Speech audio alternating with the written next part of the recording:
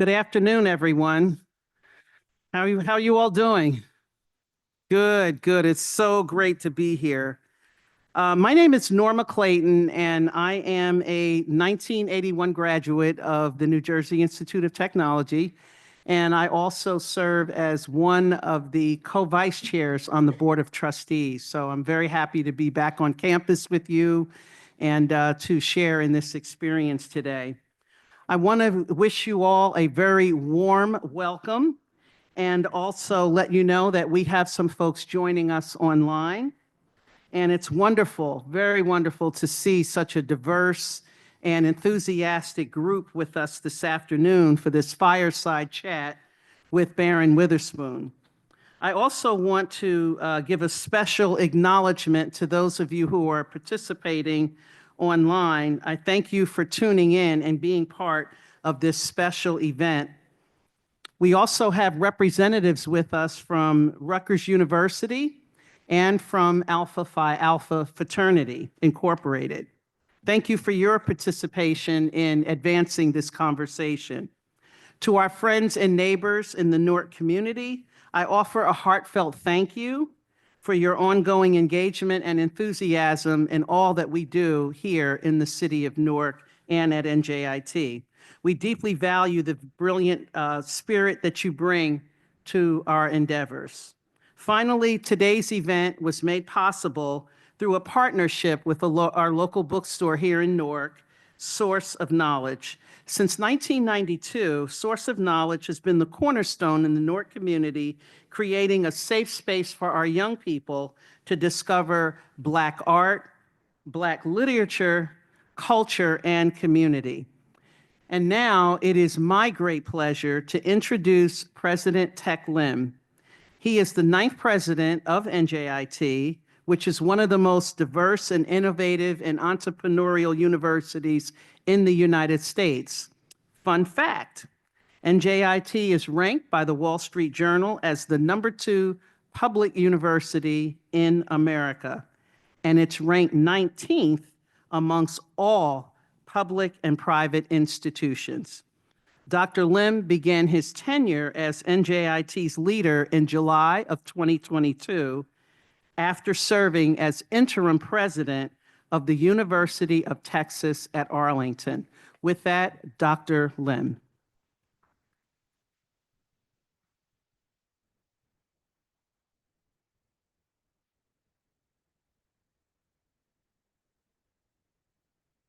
Hello, good afternoon. Thank you for coming to NJIT. How many of you are students here? Wow, you're the majority. All right, I won't say how many faculty are here, okay? You'll win no matter what. Well, first of all, welcome to today's fireside chat with Barron Witherspoon and Lawrence Pelham. Lawrence, you and I go way back, right? Yep, all right, good. You know, I love fireside chat because, you know, the mere fact of the word fireside chat is like fast things, okay? So I'm really interested in hearing what you all have to do here. I always love fireside chat. I love that better than like a panel or a speech or anything like that. Okay, so before I move on further, I do want to welcome some of the VIP and dignitary here in the audience. First of all, I want to thank Norma Clayton, trustee and alumna of NJIT. Well, thank you for giving the introduction and to introducing me, giving me the podium time. I also wanted to acknowledge trustee Dennis Toff. Dennis has been spending most of his day here today. You know, our trustees, for students, okay, how many of you know what trustee do? No? Well, the simple answer is they're my boss, okay? That's a simple answer. But they do three things. They're a governance body of the institution, and they approve our budget, and they hire and fire the president. So those are the three things that they do. But we have 11 trustees, 2 of them are here. So thank you. Thank you, Norma, and thank you, Dennis, for being here. I also wanted to acknowledge Pat Natal. Pat is a member of the foundation board of directors, very important because the board of directors of the foundation of NJIT, one of their key responsibilities is to bring time, talent, and treasure to this campus. All the endowment that you saw, the scholarship. How many students here receive scholarship? That's the job of the foundation board of directors that receive scholarship. Thank you. Thank you so much, Pat, for being here today. And I understand that the families of Barron Witherspoon and Lawrence Pelham are here. If you're families of Barron Witherspoon, can you raise a hand? Well, thank you for coming to support Barron. Thank you. Thank you. How far did you travel? Illinois, Florida. You're here. Okay. In Newark. New Jersey. Just across the river in New York City, right? Well, you got a big fan here. Thank you. Thank you for coming to support this event. And then what about families of Lawrence Pelham? You're his brother, right? Okay, good. Thank you. Thank you so much. And certainly, I do want to acknowledge cabinet members who are here. Cabinet members are key institutional employees that work with me, collaborate with the board on many, many different things. We have, I'm not going to try and name everybody because I miss someone, but Andrew, Angela, Beth Hornstein, David Jones, Katie Hageman, Mary Beth Boger. They are all, I'm looking in this direction so you know who they are, okay? They're responsible for facility, they're responsible for community engagement, they're responsible for fundraising, all that. They are responsible for that, okay? Even though the buck usually stop at my door, but they do all the hard work.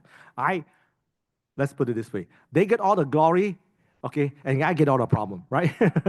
Or is it the other way around? And last but certainly not the least, okay?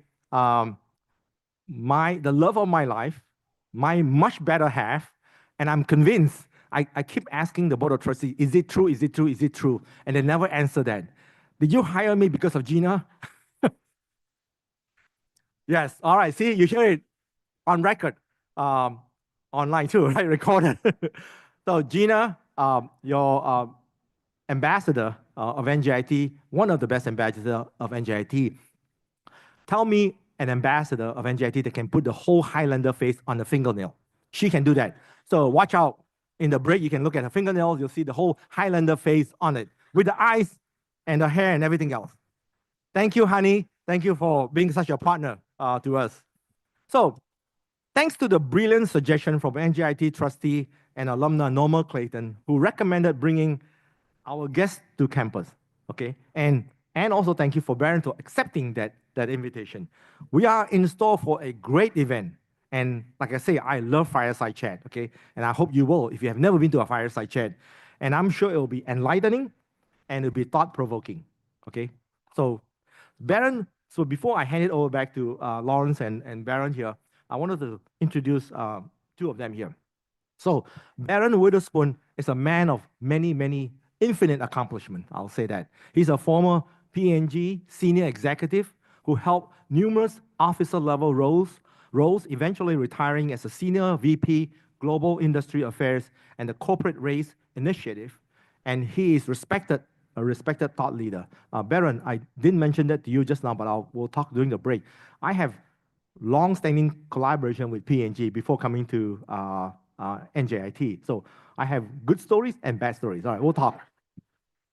Were you there when Bob McDonald was the president and CEO? You were there? Oh, so did you remember I got an award from him? That was a good part.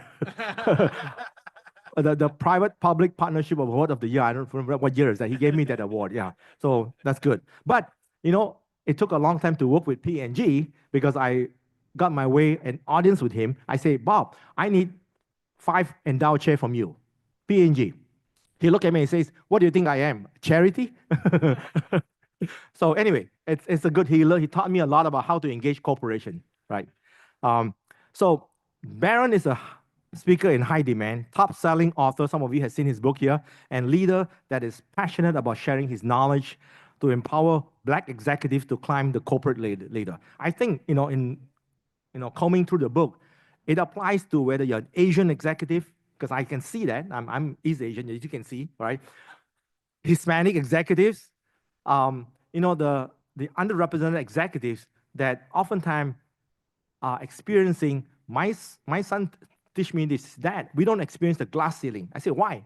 He said, because you can break the glass, but we're looking at the bamboo ceiling. You cannot break the bamboo. So I look forward to learning a lot more from you too. Oh, in his book, The Black Exec and the Seven Myths, he explored how the myths many black professionals face undermine their ability to succeed and progress in their career, and how those myths can be overcome. I can tell you, as an East Asian, one of the myths, okay, is we don't know how to speak. Here I am speaking, right? So there's a lot of myth. Drawing from a personal and professional experiences, Mr. Witherspoon often offers tangible strategies that young leaders, and I know many of them are out here, young leaders can use to combat false narrative. Okay. Tonight, this afternoon, we'll be joined in conversation by Lawrence Pelham. Lawrence is one of our distinguished NJIT alumnus from the class of 1974. May I say, a member of the Golden Highlander this year. Okay, congratulations. So Golden Highlander are those who graduated 50 years ago. He's using Botox. He looks young. All right. Lawrence also had a distinguished, I'm a grandparent. People look at me, you're a grandparent? Yeah, I'm using Botox. That's why I look so good. Just kidding. Lawrence also had a distinguished business career. So Barron, he can measure up to you anytime. All right, okay. He retired from DuPont Company after 25 years of service. There, he held positions in market research, market development, and a diversity of role as a Six Sigma Master Black Belt. Before DuPont, he worked for the US government as an energy and environmental and mineral specialist. He helped start PEER Consultants, a minority environmental engineering company, and was a field engineer with a combustion engineering company for a while. So now, Reverend Pelham, he's a Reverend now, also has served as the pastor of Coleman Memorial United Methodist Church, UMC, also known as, in Wilmington, Delaware, since July of 2016. Okay, I know, okay, that the congregation is so fortunate to have you, so blessed to have you, Reverend Pelham. Well, let's start. Yeah. I mean, how many engineers become a clergyman? Not many, right? It's not easy life, Yesterday, I met a student as I was going to an event, and he said, "You're the president, right?" I said, "Yes." He said, "What's the toughest job of being a president?" I say, I thought for a while. I said, "Dealing with people." Okay. And he says, "What's your secret weapon in dealing with people?" And I say, "Have empathy." No, not easy. Not easy to deal with people, right? Okay. But they do bring you joy, though. So, all right. Together, they will delve into Mr. Witherspoon's latest book and his personal journey. I am sure that you share my enthusiasm, all of you, for this discussion and for the opportunity we all have to learn and grow based on what we learned today. I know Norma had mentioned that we have partnership from the community here. We do have one, okay, that you didn't know but I'm going to call out. We have people as far as NYU coming over here. Robert James here is the president and alumni association and board member of NYU. I wish you would bring the whole faculty here, then it would be even better, right? Next coming, right? Yeah, next time, right? He's got a photo of me and him. He goes around campuses to use that as an admission to various events here. Is that how you got in here, James? Robert? All right. Well, thank you for listening to me, okay, and laughing at my jokes, okay. I don't know if that's a joke or not, but I mean, laughter is the best medicine, right? Okay. Where did I learn that from? Oh, Reader's Digest.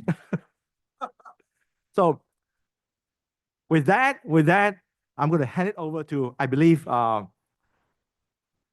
Reverend Pelham and Barron.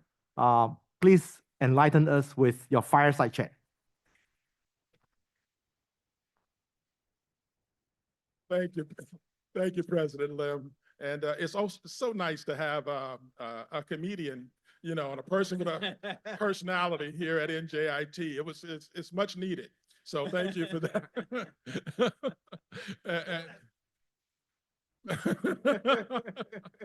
And thank you also, Norma, for arranging this and setting this all up. We're greatly appreciated.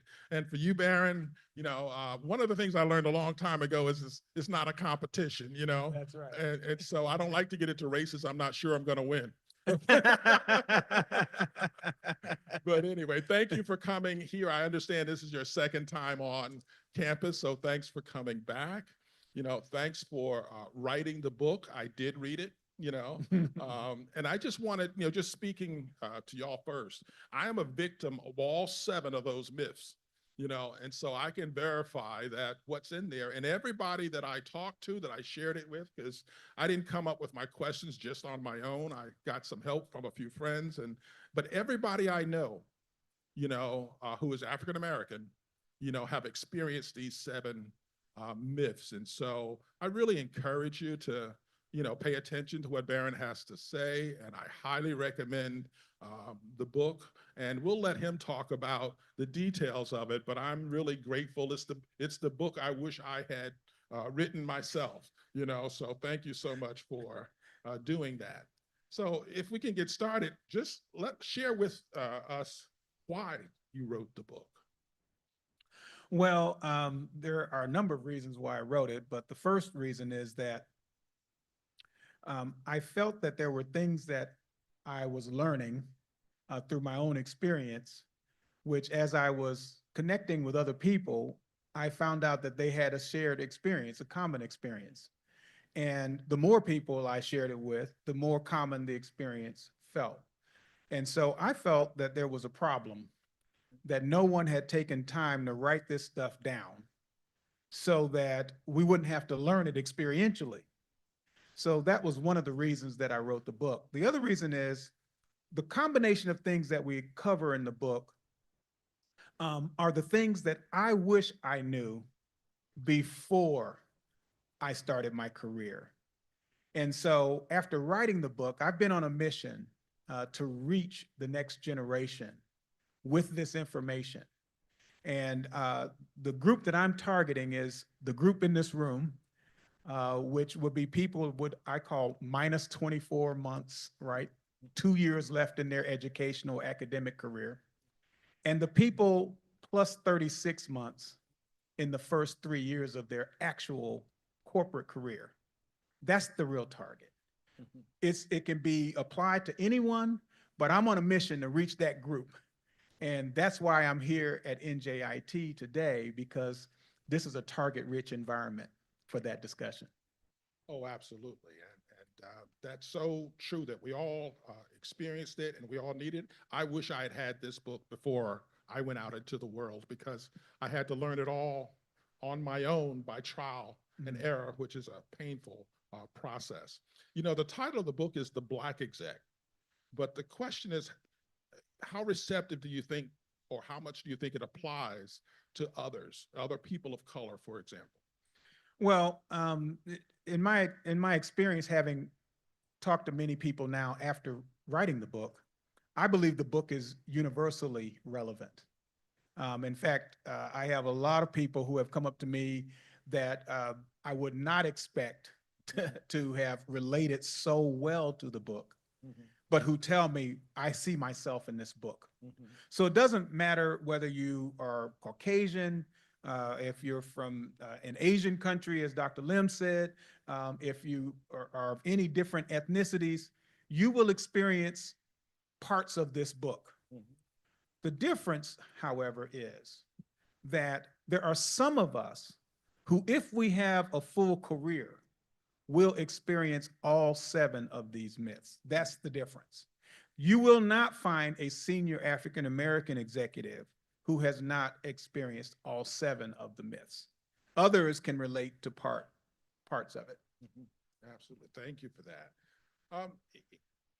You talk about things that people are not told in a company. When you first come in, for example, you go through the hiring process, and sometimes you're assigned a buddy or a mentor, but then later on you learn that you were expected to know things that weren't told to you. So can you share a little bit about that concept that you're not going to be informed Yeah. about everything, that there are going to be surprises. It's one of the things, that's one of the things we have to get to our young people quickly with, is that there are a number of things which will be expressed to you and a number of things which will not be expressed to you, but you need to know both sets of things, right? And so kind of a way to summarize that is to really express it as the culture. What happens is every organization here at NJIT, every organization has a culture. And the culture is comprised of things which are formal. Those formal things usually are seen. They show up on documents, placards on the wall. They show up in memos. And then there are things which are informal, and they generally are not seen. So you've got the seen and the unseen. You've got the formal and the informal. The easiest way to describe this would be to imagine an iceberg. Everybody knows what an iceberg is, right? When you see an iceberg floating atop the water, the part that you can see is only 15, 20% of the actual iceberg. The rest is actually beneath the surface of the water. So the things that we can see, those formal things, right? Everyone sees them. But the things you really have to know to understand how the culture works are actually unseen. They're beneath the surface. So your job is to get in touch with not only the things that are seen, but also those things which are unseen.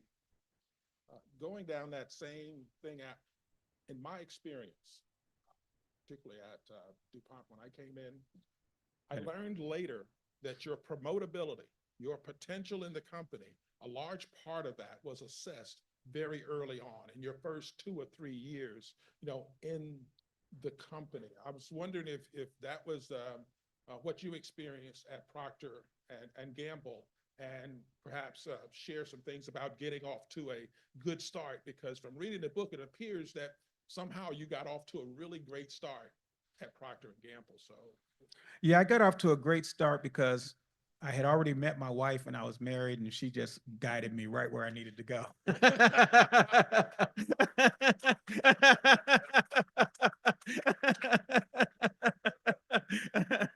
So no, this is a very important thing to get in touch with.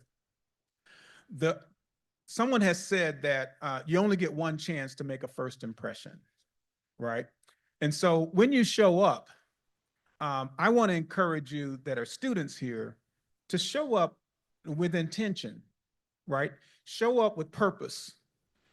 Don't show up as though you are visiting New York City for the first time and just looking around at the tall buildings, right? Have a sense of purpose, because what you do in those first few years, really in those first few days or months on the job, will be critical. And let me explain to you why. There is a ton of data that suggests that careers are largely shaped in the first 3 to 5 years of one's tenure. The first 3 to 5 years. We had data at Procter and Gamble that said that it was critical to analyze that first assignment, the first job you get in the company.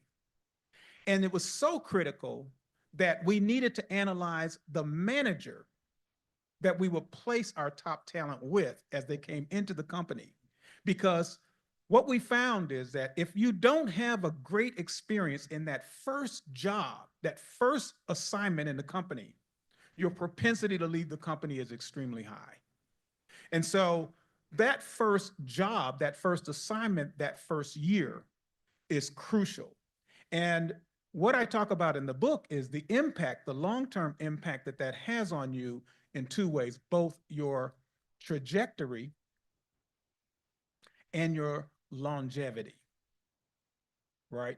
The longevity, how long your career is, and the trajectory, how high your career goes over time, will be greatly affected by those initial years. And talk to anybody in the room, even if they're working here at NJIT. Talk to them about those early experiences and how they shaped the kind of career that they could have. And you'll find that this is true. Yeah, that's very interesting, because if you don't get off to a good start, you're lowering your ceiling. And so, speaking of that, one of the things that, around these 7 myths is the first one. The first myth, that one about belonging and the whole idea, and I guess we would call it DEI today, the idea that you're not good enough, or the standards were lowered for you. And so I just want to talk about how you deal with that kind of a situation, because you did a great job of kind of revealing that. So could you share a little bit about the whole idea of people considering you? I had that at coming out of when I was Newark College of Engineering. Newark College of Engineering, before we became NJIT and got Dr. Lim and the school got to where it is, I'm going out into the world and people are telling me about all these great engineering schools. And it's very interesting because they thought those engineering schools was better than mine. Inside, I kind of knew better, but, wasting time spending it on them. But anyway, the importance of encountering, as we all did, the idea that we didn't belong.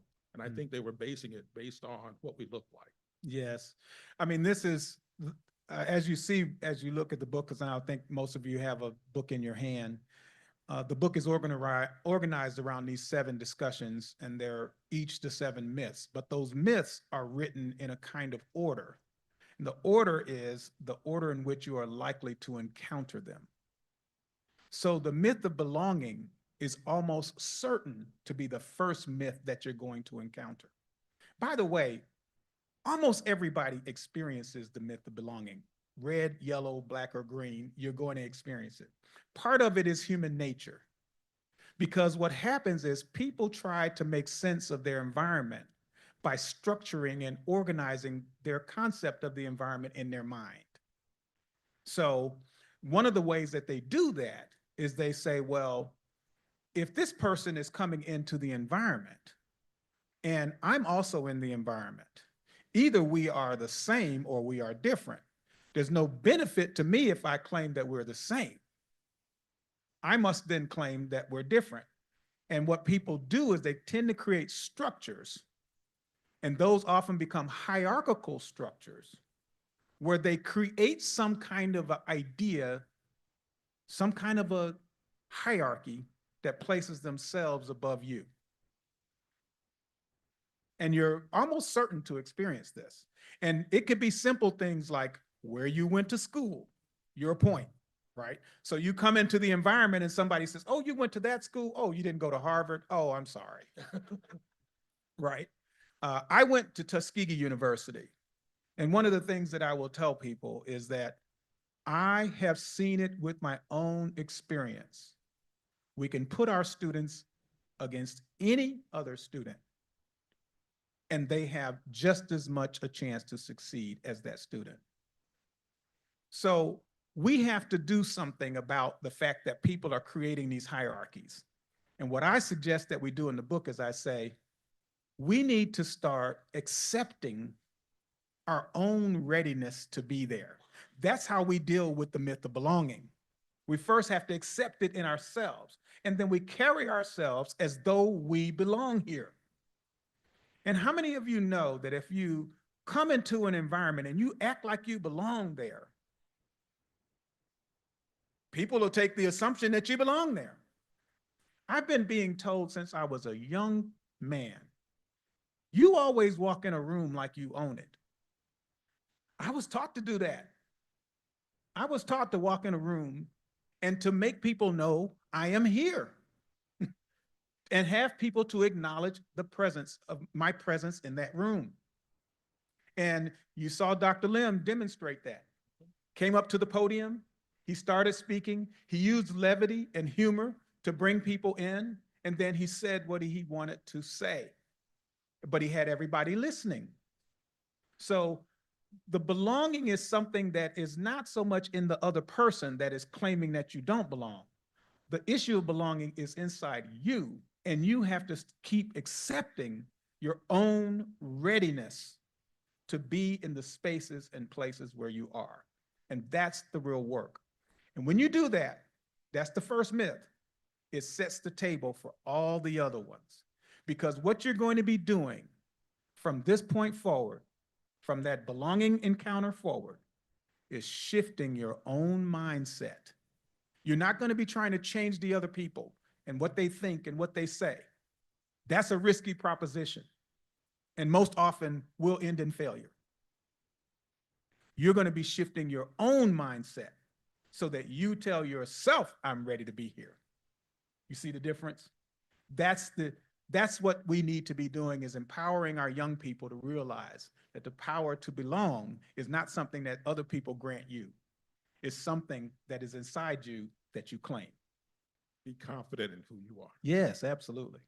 And let's just flow into myth number 2 then. Mm. You know, the myth where it says they are better than Mm. you, because that tends to follow, Yes. number 1.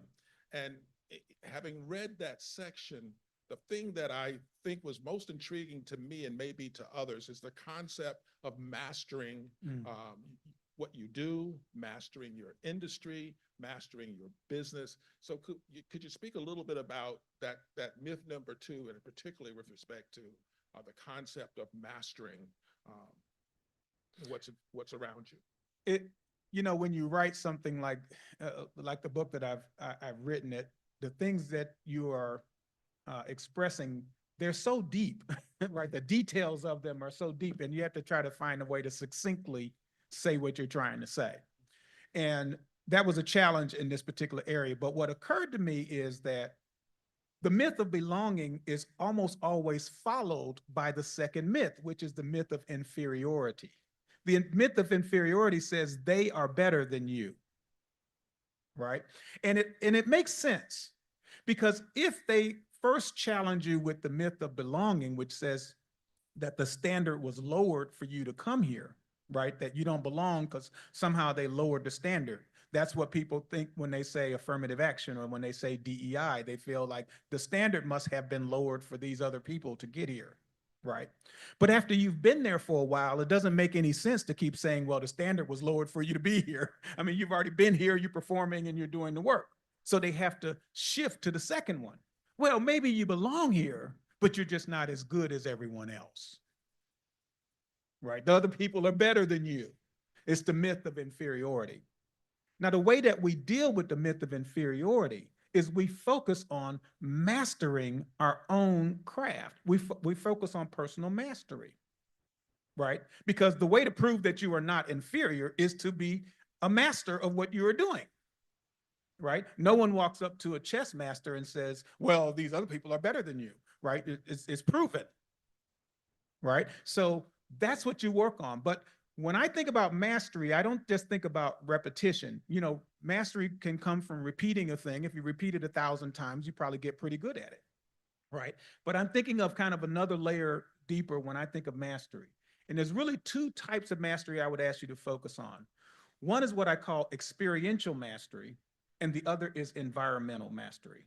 Experiential mastery, right? We gain that by doing more. Experiential mastery by doing more. Now, I don't mean just doing a larger volume of stuff, right? But I mean doing more of the important things that you're there to do, right? So when you do more, you're building experience. And experience is a thing that can't be taken away from you. It cannot be diminished by some outside perspective. Experience is something that you can keep with you for the rest of your life, and you can apply it whenever needed. Experiential mastery by doing more. But then there's this other one, which is not so common, and that is environmental mastery by seeing more. Seeing more.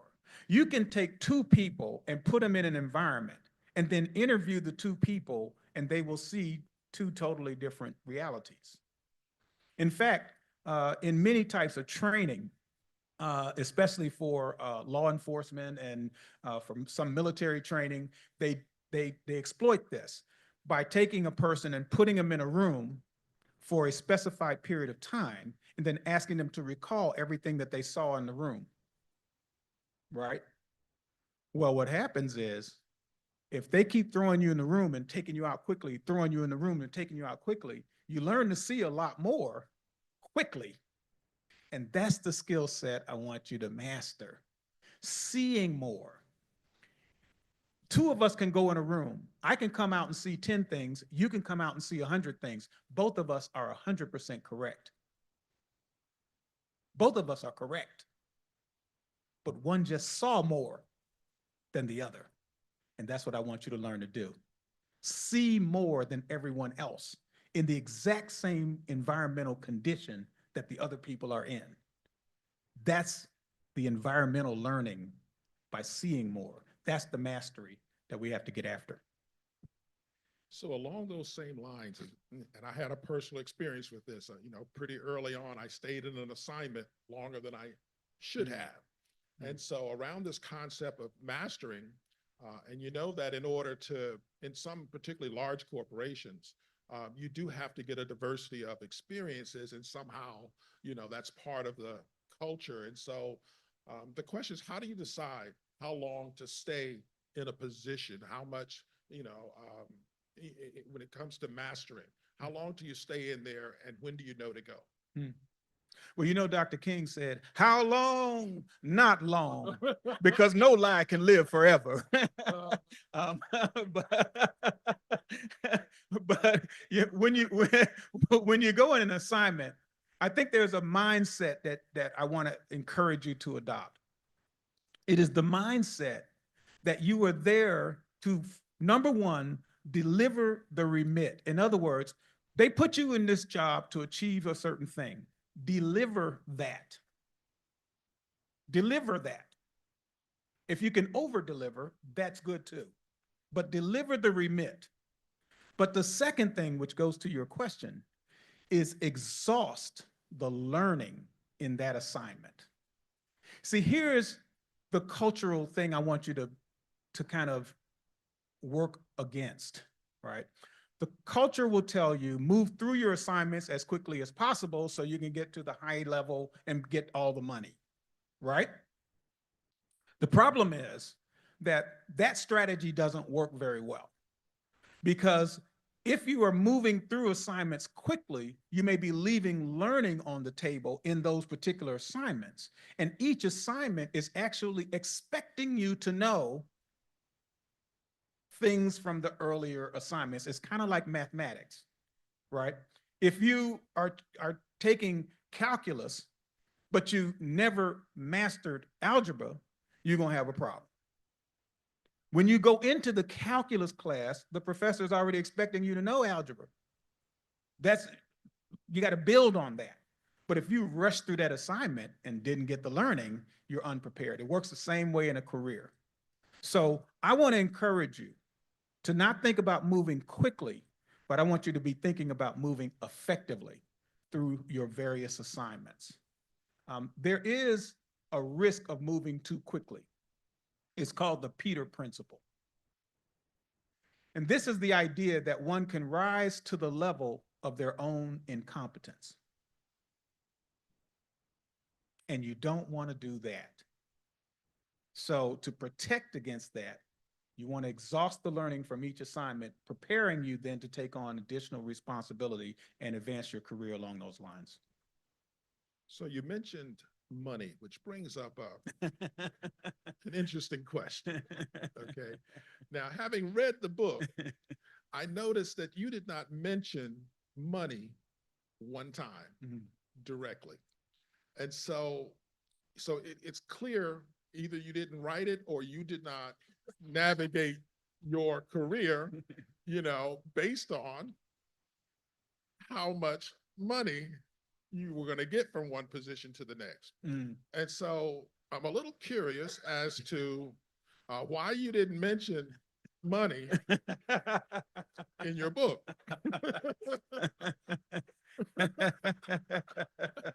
Said the wife. money's not bad, but somewhere I read the love of money is the root of all evil.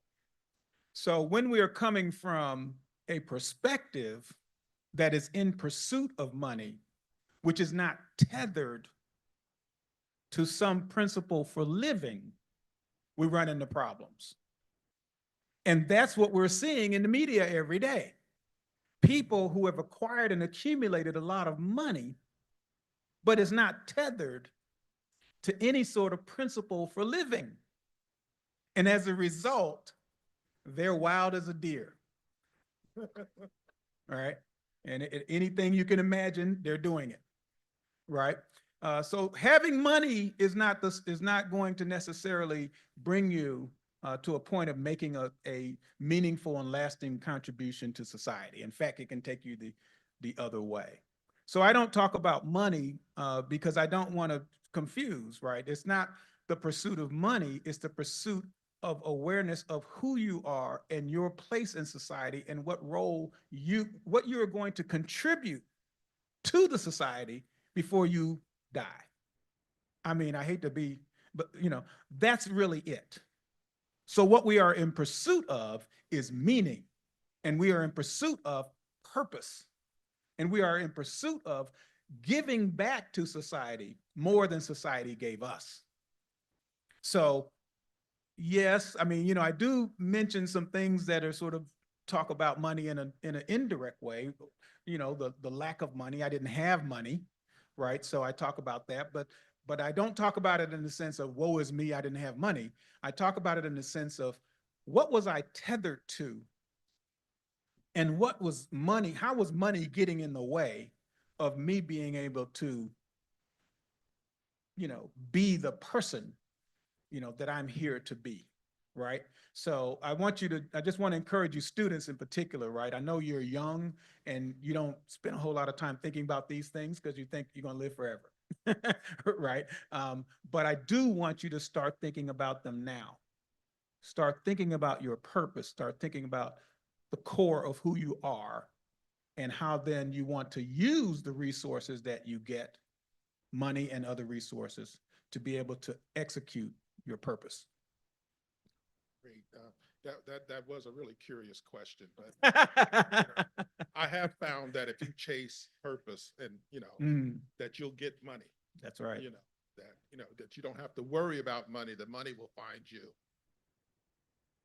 So a technical thing that I think is super important, and you mentioned in your book about, I think you referred to as the one pager, the idea of being able to put your ideas on paper, now it might be on an electronic paper, more or less, in a very concise way, and the value that has in the corporate world of being able to condense your idea down to something that can be consumed very quickly. And so can you share a little bit more about your experience and the value of that? And one of the reasons I ask is because when I came through, here, I was in an engineering program.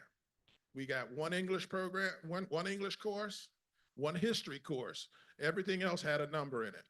Okay, and so I wasn't quite prepared, for this concept of writing. And I think a lot of my friends had that. And so when you talk about that, that was interesting to me as a talent that people need to know about. No, it's a great question. And, just on the last point that you made, I mean, sort of the juxtaposition of words and numbers, right? I'm a big fan of numbers. And I'm a big fan of numbers because people can trick you with words, but numbers don't lie, right? Numbers don't really require words. All around the world, numbers mean the same thing. So there is no misinterpretation, or there's less misinterpretation when we deal with numbers. That's one of the reasons that I taught people while I was prosecuting my career. I taught people the importance of converting words into numbers. So when they write that one-page document about the numbers, they convert the words that means to them into numbers, like a word like and means plus, right? So everything it can be converted to math, right? And so the practice of doing that will help you be a better writer. Now, why the one-page memo? The one-page memo has a couple of purposes. One is the obvious brevity, right? But the other is because typically you're learning to write to people who are very busy, who see a lot of information in the course of a day. If I've got a lot of information on my virtual desk, and some of the things are 100 pages and some of them are 1 page, I'm gonna be inclined to pick them 1-pagers up rapidly, right? The 100-page, I'm gonna maybe take that home and read it later on at night or something. But that 1-pager means I can get the essence, get the information, maybe even make a decision quickly. And so it's very important. But here's the deeper reason why I talk about that. And this is because I want you to know this right now. An idea in a corporate context is not an idea until it has been captured in writing. Anything you share with Sally at the water cooler is not an idea, right? And so people are getting upset because they are sharing something with someone in an informal discussion, and then that person is taking the idea, writing it down, and using it for benefit to the company, and they're claiming that somebody took my idea. It's not an idea until you write it down. So therefore, I want to encourage you, fall in love with writing. Fall in love with writing. And if you don't write well, get some help to learn to write well, because ideas are on paper, and those ideas on paper move the organization to decisions, not chatter. Okay, so I knew this would happen. We are just getting started. I got a ton of questions, but we don't have a ton of time. And so I believe that lady back there is the timekeeper, and so you have to, help us out a little bit. But do we need to wrap up pretty quickly? Minutes, but we can do Q&A. Okay, all right. There are so many things we'd like to talk about, but along the lines of what you just said, and as now having gone to seminary, I'm not one of those fake engineering pastors kind of,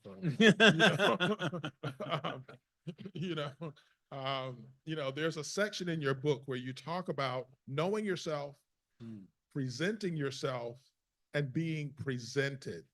Okay. And I guess the question is, how do you get to know yourself in the context of the corporate world? I mean, that's a very important question. It may be the most important question that we've discussed here. And the reason I say that is because one of the things that I find at the top of most young people's minds today is a concept which is referred to as authenticity. How many of you use this term, or you've been talking about this term? Anybody in here? Yes, I thought so. Authenticity.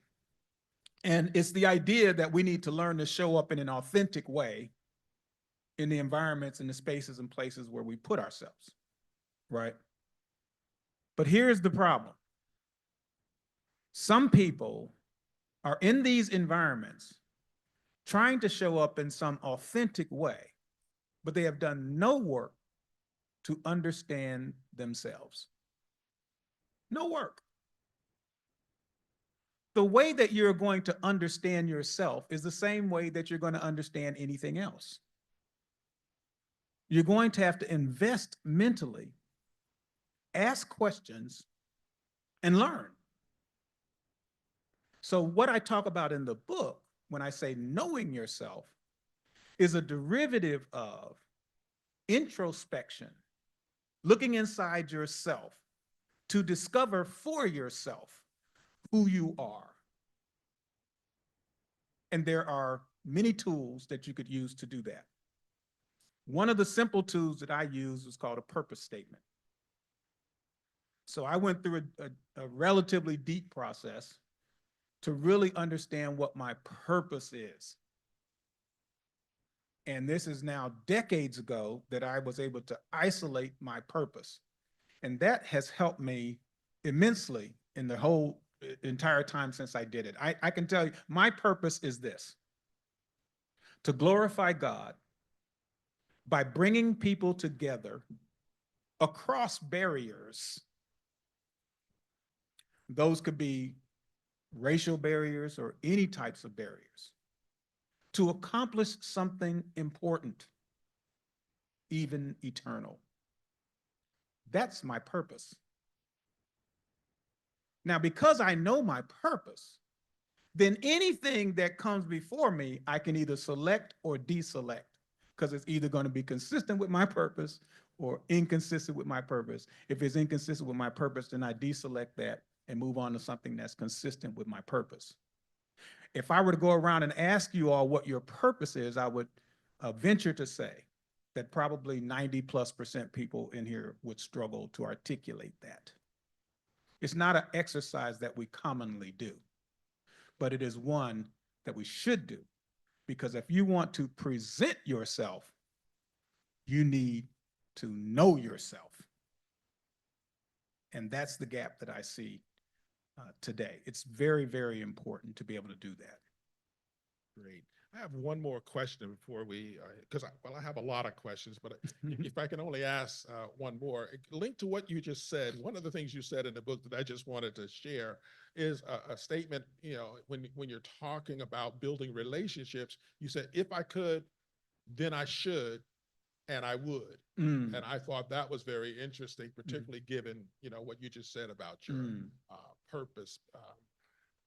And perhaps you can address that, but being a person who likes formulas and that kind of thing, you know, one of the simple equations, and I want y'all to know that Barron is really great at coming up with, you know, these phrases and charts and things like that to try to simplify something that's fairly complicated. So that's a great talent to have. But one of those equations that was in the book is aptitude plus attitude equals altitude plus latitude. And I just want, you know, can you share a little bit with us around that concept? So most of you are mathematicians in the room, so you know that anytime you see a equation, an equal sign, it means that what's on one side of the equals is equivalent to what's on the other side. So what we're saying is that the side on the left side of that equation, where we're saying aptitude and attitude, right? So aptitude, your ability to do a thing, your attitude, how you show up in doing it, are inputs. This is what you bring to the table, right? Your aptitude, your skills, your experiences, your knowledge, you bring all that to the table, right? And you bring a personality or a perspective of a way of working with that as well. Because sometimes people know the stuff, but man, you hate to talk to them. Their attitude is so bad, right? I mean, they make you feel bad because they know it, right? So attitude is important to add to your aptitude. Now, when you do that in the right proportion, you get goodies on the other side, right? And one of those is altitude, how high you can go, right? The people who do the left side really well, they can advance in the company. And that's very visible. But that other one that I add is latitude. Latitude is one that can be a little less visible.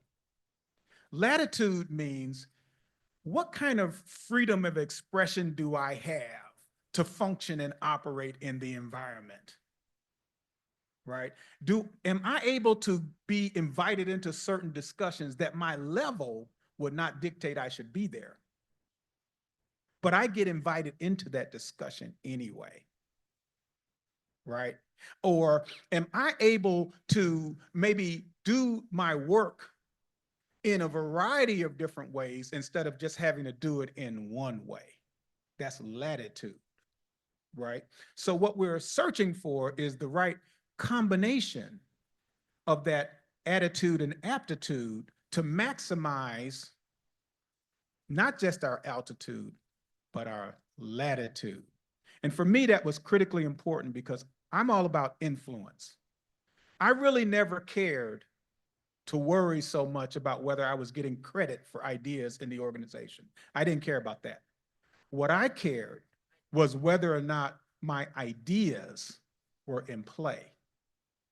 And I wanted more of my ideas in play in the organization because what's important to me was influencing the way things got done, right? And so you can see how that equation can actually drive greater influence for an individual. So kind of important stuff. Thank you so much. As I said, there are plenty of questions because the book is full of gems. And so, I highly recommend the book to everybody, but especially to those who are getting towards the end of their academic career and might be headed towards a company or, in corporate America. There are lots of things in there that some of us wish we had and had to learn by trial and error. So I want to thank you for that. For writing the book and for coming and talking to us about it. I understand there's a question and answer period. Do you want to lead that or you want me to do that? Okay. Thank you, everybody, for joining us today. We do a few minutes for questions, and everybody joining us online, please enter your questions in the Zoom chat so we can reflect those here as well.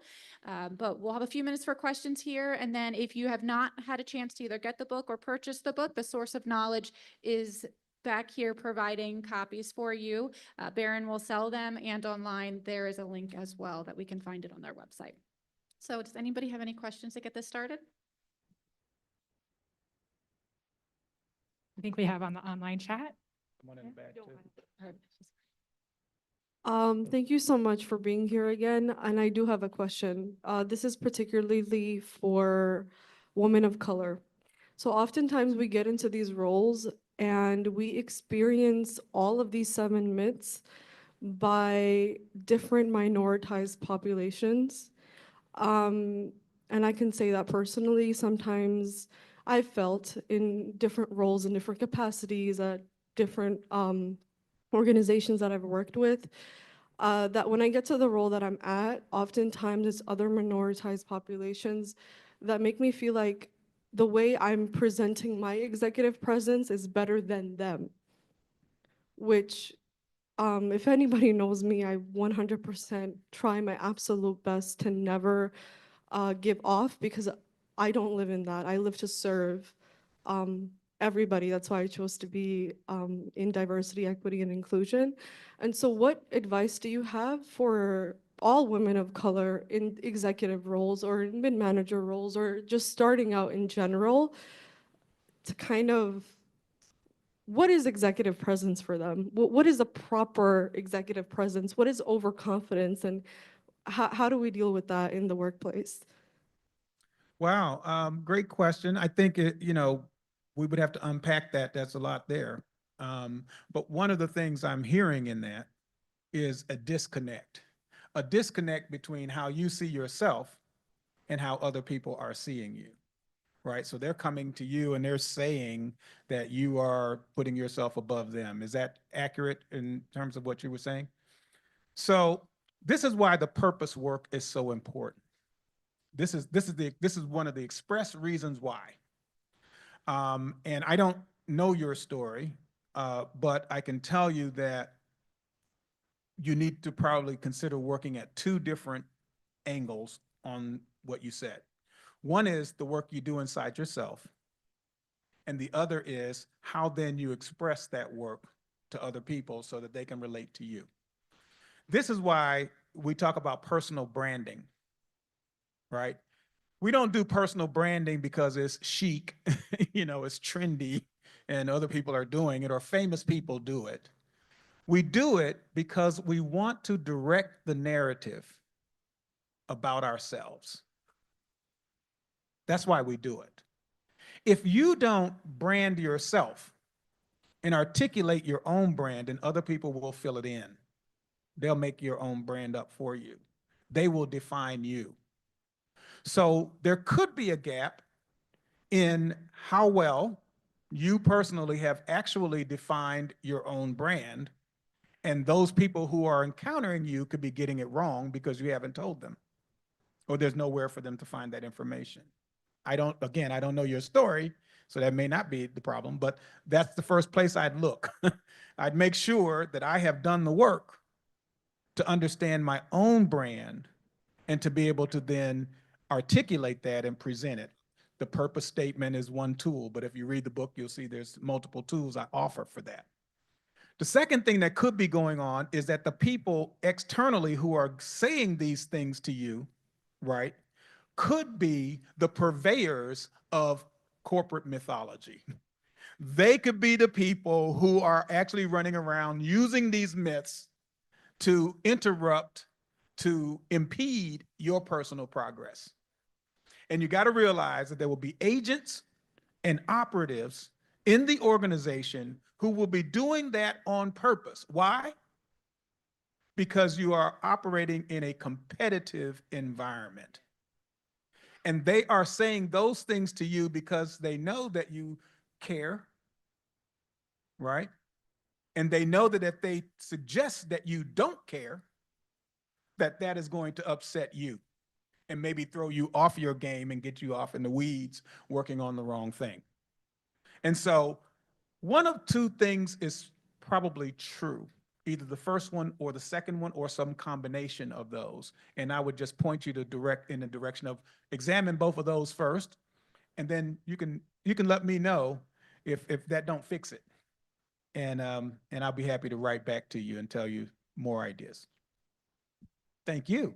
Great question.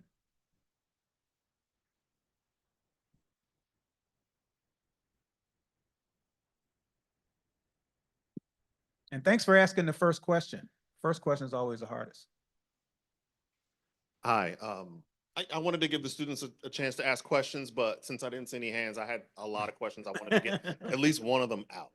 So, you give a lot of great, what we call game in the book. How to, the playbook, the playlist, how to follow some of these myths and how to mitigate them. And I love that.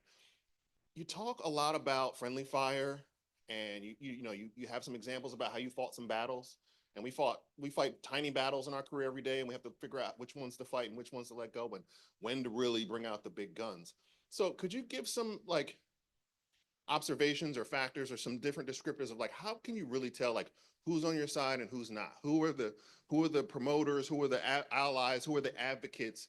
And how do you, because sometimes it's hard to tell. Mm. And they speak a different language. Culturally, we kind of grow up in certain neighborhoods and certain families, we speak differently. So what are some of the discerning factors that you've found that you can rely on when you're trying to figure out who you can trust, who you can put to the task, or who has your back? No, great question. And I talk a lot about relationships and the importance of relationships in the book. And obviously one of the foundational elements in any relationship is trust, right? We're trying to build trust with people so that we can have more latitude. Right? And so it's important to be able to discern whether a person is trustworthy or not. What I suggest in the book is test for trustworthiness, right? Now, my own personality is one where I start by trusting people. Some people are skeptics. They start by not trusting people. And then you have to prove to them that you can be trusted. And that's a way of functioning. To me, that requires energy, and I don't use my energy that way. I start by trusting people and then finding out whether or not they are trustworthy. So you need to test that trustworthiness. And the ways that you test it is through real encounters and real situations. So one of the things I talk about in the book is the importance of building alliances. So let's just take the internal alliances, right, as an example. As you're building those internal alliances, just having an alliance with a group of people is not necessarily important. We want to have alliances so that we can get things done, right? So when you are in an alliance with 5 other people to get things done, then you can have an avenue into how serious every person is in doing their part to get the thing done. right? That's one way of testing their trustworthiness. Give them something to do and see if they actually do it, right? Someone has called that trust, but verify, right? I'm going to put you in a situation where you can show me that you're trustworthy, but I'm meantime also verifying to see if it took place, right? So that's kind of the thing, especially when you want to do bigger things. This really was, I mean, it's, you know, it's a double-edged sword, but this was my bent. I really wasn't that enamored with doing a lot of small things. I was always interested in doing big things, getting big things accomplished. And so as a result, when I was junior in the company, I was in big time conversations that probably somehow I got that latitude to be in that conversation, but I didn't belong based on power, right?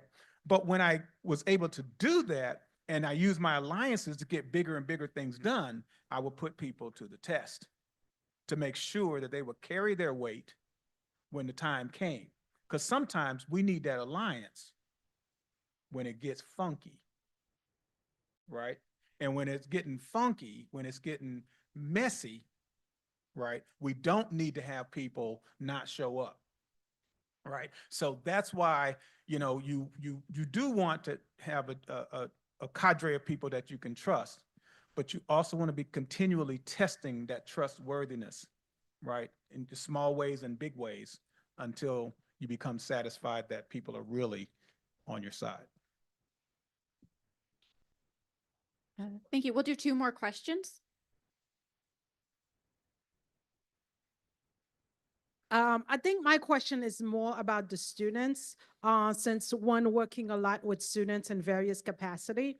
So I've heard a lot, and I think it would be very beneficial to our students. So how, as one such as myself and others, faculty, staff, can relay that information to the students so that they can best take advantage of it? Or how can any of the students that are sitting in the room approach that information so that they can enhance their experience as well as, you know, tackle the beginning of their career or throughout?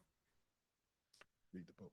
Yeah, I mean, I think the simple answer is exposure to the book, right? Read the book. Because what I'm trying to accomplish with the book is everything that's in the book, but also so much more that's not in the book, because I'm trying to teach a fundamental thing. And the fundamental thing is shift your own mindset to unlock your power. I did a TED talk on this. So you guys into TED Talks, go look up my TED talk on this. Shift your own mindset.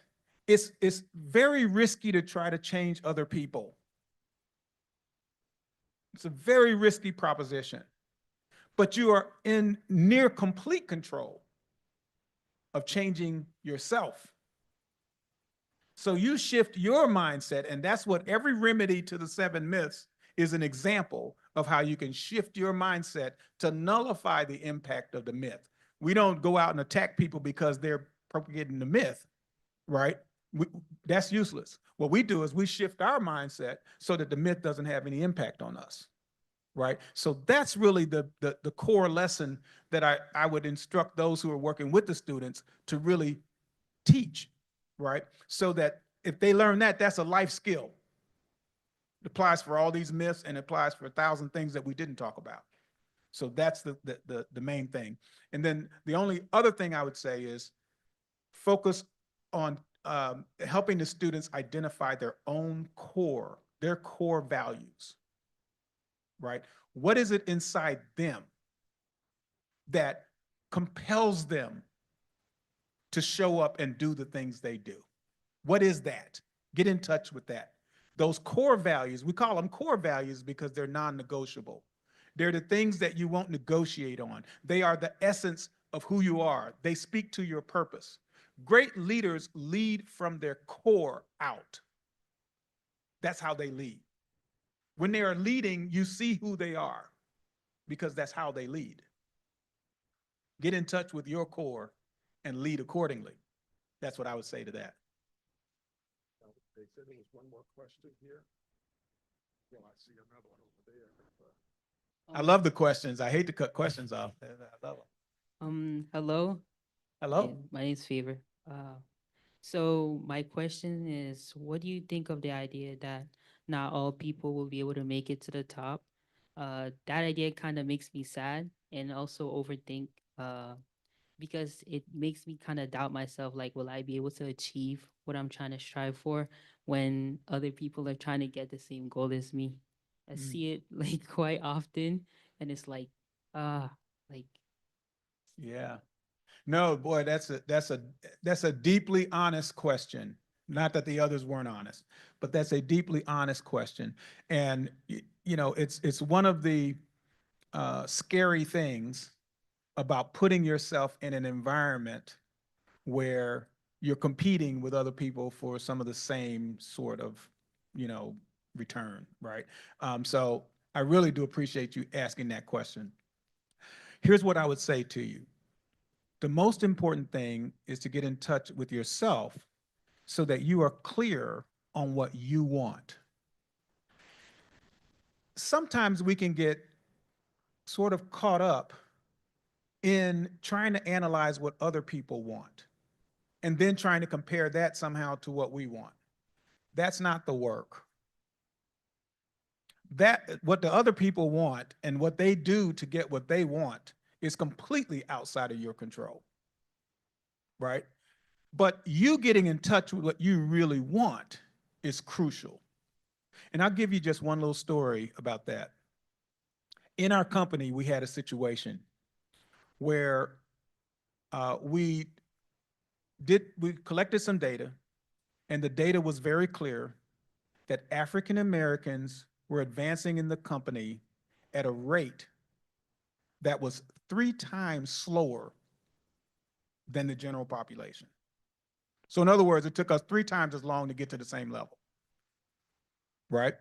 So that's pretty important data. Okay. Now, we could have just assumed that let's just charge at that and everybody wants to be the CEO of the company and let's just bust down all the barriers and try to keep getting everybody to be CEO. We didn't do that. We instead did an exercise within the African American community to help each of us get in touch with what we actually wanted. And what we discovered was we didn't all want the same thing. So that's the first thing, that you may be assuming that other people want the same thing because that's maybe what they're kind of putting the persona out for that or whatever, but they may not actually want the same thing. And you can discover that by some exercise like what we did, okay? But the other thing that was important is that the company had no clue what our people actually wanted to do long-term. And that's because companies don't ask that. Companies only ask you what you want to do in your next job and what you want to do in 3 years from now. They don't ask you where you want to retire, right? So there was a disconnect. The system was not getting in touch with that information. We weren't clear within ourselves. So we had to fix both of those. And when we did, we had a lot of progress, but we also had people who said, I don't want to be that high level person. I'm content to be here. And that clarity, helped us a lot. So my message to you is get clear on yourself. Spend all your energy getting clear on what you want. Don't worry so much about other folks who you might perceive as competing for the same thing. Get clarity on yourself, right? That's job one. Once you have that, right, then your awareness of the environment, the facts, right, have a something to anchor to, right? And then, use that equation that we talked about a minute ago to keep improving on each of those variables. And I think you'll find that you'll advance yourself, to give yourself a chance, right, to reach your own career objectives. And sometimes we have to take drastic moves to reach our objectives. We may have to change companies. We may have to change departments. We have to do drastic things. But if you're clear on what your objective is, that'll help you select and deselect the options. I hope that was helpful. There's so much to say about your question, but I thought I'd take that tack. Was that helpful? Okay, I good. also heard that he's a freshman. So if you survive to graduate here, You'll be all right. Absolutely. Look at that. Got a freshman stepping up. Thank you all so much for coming tonight. Let's give another round of applause for both Lawrence and Barron for helping us with your time tonight and all of your expertise. This was a great program. We really, really appreciate it. For all of you able to stay around, please do so. Barron will be signing books over just to the side of the room here, and we'll be happy to answer. I know there were a few more questions, so I know would be happy to help you answer questions individually. We have a few snacks. Please hang around and enjoy. Thank you so much. Thank you all. Thank you very much.